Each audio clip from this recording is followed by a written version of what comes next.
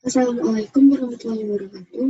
Perkenalkan, nama saya Tata Amalia dari Politeknik Negeri Sriwijaya, jurusan Teknik Sipil, program studi D4 Perencanaan dan Desain kelas 4 PJJB dengan 061940111893. Yang terhormat, Ibu Sri Rizky Artini, Sarjana Teknik, Master of Engineering. Pada kesempatan kali ini saya akan membahas tentang pengembangan GIS di lingkungan akademis Universitas Minnesota.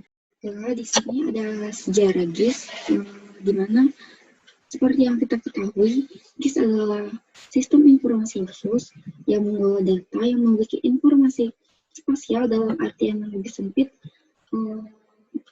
yaitu sistem komputer yang memiliki kemampuan untuk membangun, menyimpan, mengelola, dan menampilkan informasi bereferensi geografis. Di sini GIS awal berkembang pada tahun 1700 yang ditandai dengan diterapkannya teknik survei modern untuk pemetaan topografis. Kemudian pada awal abad ke-20 muncullah pengembangan yang namanya litografi foto yang berdampak pada peta, yaitu mulai dipisahkan data dalam peta menjadi beberapa lapisan. Di sini pada awal tahun 1960, aplikasi pemetaan itu menjadi lebih multifungsi akibat perkembangan perangkat keras komputer yang disebutkan oleh peneliti Sandiaga Uno. Dari buku Ensiklopedia Geografi Sistem Informasi Geografis pada tahun 2014 karya Nur Fitrianisari dijelaskan bahwa GIS itu pertama kali diterapkan pada tahun 1967 di Kanada dengan nama Canadian Geography Information System atau CGIS. Di sini tokoh yang mengembangkan CGIS adalah Roger Tomlinson. Pada saat itu CGIS itu digunakan untuk menyimpan, menganalisis, dan mengolah data yang dikumpulkan untuk investasi tanah di wilayah Kanada. CGIS ini merupakan sistem pertama di dunia sebagai hasil pengembangan aplikasi pemetaan yang memiliki berbagai kemampuan. Sayangnya, GIS ini hanya bertahan sampai tahun 1970. Di akhir abad ke-20, pengguna GIS ini mulai mengekspor dan menampilkan data GIS melalui internet, sehingga GIS semakin dikenal oleh masyarakat. Dan di Indonesia sendiri mulai menggunakan GIS itu sejak Pelita kedua sekitar tahun 1974, tepatnya pada tahun 2016. Oleh karena itu, pada tahun 1963 dikembangkanlah sistem informasi geografis. Negara pertama yang mengembangkan GIS tersebut yaitu Kanada dengan nama CGIS tadi. Sebenarnya di lingkungan akademis ini juga sudah membuat sistem komputerisasi untuk pemetaan, walaupun pengembangan GIS ini dimulai di lingkungan pemerintah seperti CGIS tadi dan MIDAS. Ini Universitas Harvard itu sudah membuat laboratorium komputer grafik dan analisis spasial, menghasilkan beberapa produk, yaitu CMAP pada tahun 1964, Calform dan Shimfu pada 1960, yang terakhir yaitu OTSI pada tahun 1970. Di Belanda juga mengembangkan GIS pada tahun 1985 yang bernama EAL-WIS, Integrated Land and Water Information System, di mana sistem ini sudah dilengkapi dengan kemampuan untuk menggabungkan fungsional pengolahan citra digital, basis data rasional, dan lainnya. Beberapa produk yang telah dihasilkan oleh Universitas Harvard. Di sini Universitas Minnesota juga mengembangkan aplikasi yang bernama MapServer, dan sampai saat ini pun MapServer masih mendapat dukungan dari berbagai komunitas karena memiliki kelebihan, yaitu output kartografis dengan kualitas tinggi dan sebagai alat bantu visual data GIS pada aplikasi browser dan media jaringan internet. Perkembangan tersebut tentu memunculkan berbagai industri baru untuk mengembangkan GIS, salah satunya perusahaan pengembangan GIS yang terkenal, yaitu ESRI atau Environmental System Research Institute, yang didirikan oleh Geyermund dan Laura Geyermund pada tahun 1969. Itu tentu tidak hanya Esri, tetapi juga ada Mevin Pukor yang mengembangkan perangkat GIS pada tahun 1986.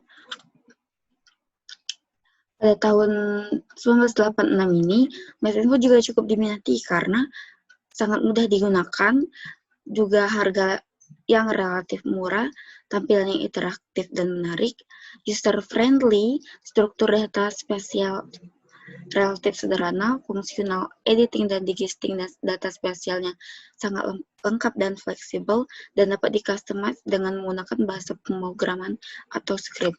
Di sini juga pada tahun 1969 juga dihasilkannya Esri. Selanjutnya yaitu laboratorium di Universitas Minnesota.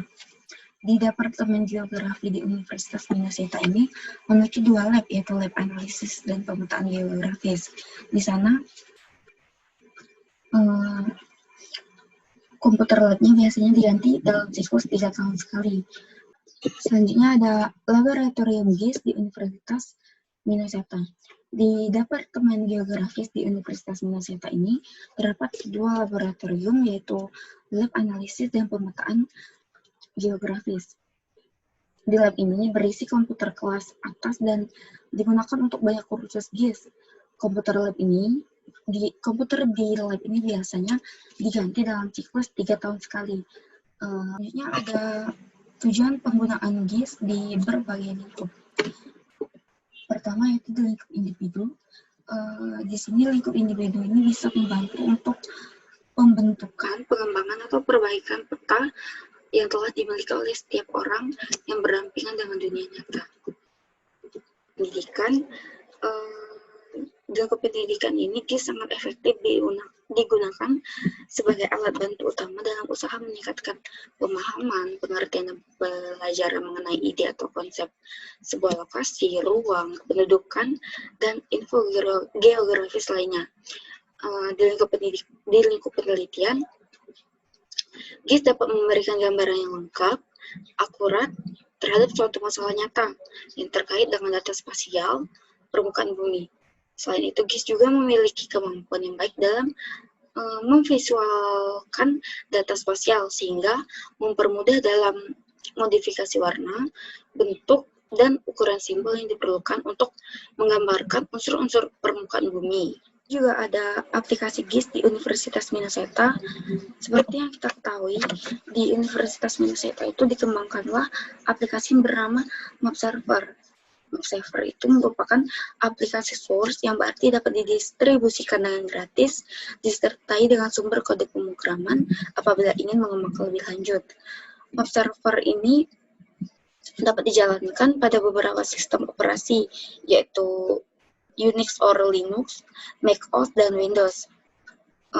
Peta yang dihasilkan oleh MapServer ini dapat dijalankan dengan dua file, yaitu MapFile dan HTML file. Server sendiri ini adalah untuk melakukan pembacaan dari banyak sumber dan menempatkannya ke dalam layer-layer secara bersamaan menjadi file grafis. Ada fungsi dari MapServer itu sendiri, yaitu membuat CGI atau Custom Graphic Interface yang berfungsi sebagai jembatan antara MapServer dan web server. Yang kedua yaitu mencari data dan informasi. Yang ketiga membuat laporan berdasarkan data tabular atau atribut GIS. Di sini ada beberapa komponen MapFile seperti penggambaran peta, proyeksi peta, akses data spasial. Dan MapFile sendiri memiliki 3 data, yaitu file MapServer, file HTML dan gambar grafis, dan data GIS. Sedangkan HTML sendiri digunakan untuk melakukan format penyajian hasil. Itu saja yang dapat saya sampaikan. Mohon maaf bila ada salah kata. Wassalamualaikum warahmatullahi wabarakatuh.